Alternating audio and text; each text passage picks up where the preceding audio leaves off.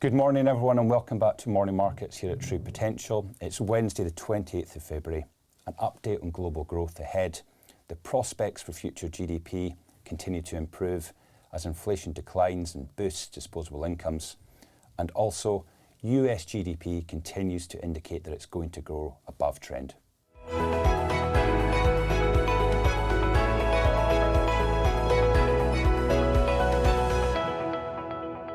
So unusually, a material signal of advanced and improving global growth prospects is higher bond yields, that is lower bond prices. Previously, higher bond yields were a result of higher inflation and inflation surprises. Now it's to do with growth and healthier growth. In fact, markets have moved to price out the number of interest rate cuts over the last 8 weeks, such that expectations are for interest rate cuts to begin in June, not as early as March, as was originally expected from both the US and the UK. And also the pace of expected rate cuts has declined substantially as well, such that whereas in the US we began the year expecting 6, the market are now expecting fewer than 4. And it's roughly the same in the UK. A very slow pace of interest rate moderation and cuts is expected to begin from the summer. And that's all because of an improved outlook for global growth. And of course, the impulse from looser financial conditions is feeding into this improved economic sentiment. That is, higher equity prices and easier credit conditions are improving the sentiment for GDP growth ahead.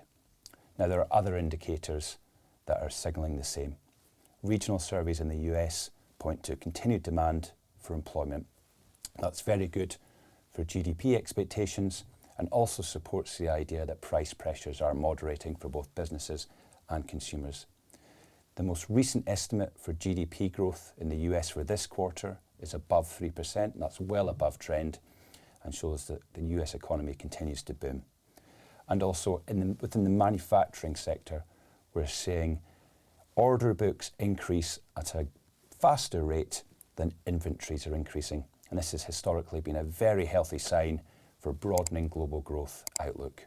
Closer to home, France and Germany, consumer sentiment surveys are no longer declining. And that's all that's needed to feed into improved GDP outlook. And recall the base there is much lower, with Germany in a modest recession and French GDP below 1%. And even closer to home here in the UK, we're seeing similar improving consumer sentiment, which should feed into improved GDP. And of course, we had a very mild technical recession here, so it doesn't take much for things to be more optimistic. And within the UK stock market, the FTSE 250 continues to outperform the FTSE 100. The FTSE 250 contains smaller and more medium-sized businesses and also leans more into industrials, which capture a bigger portion of the global economic cycle.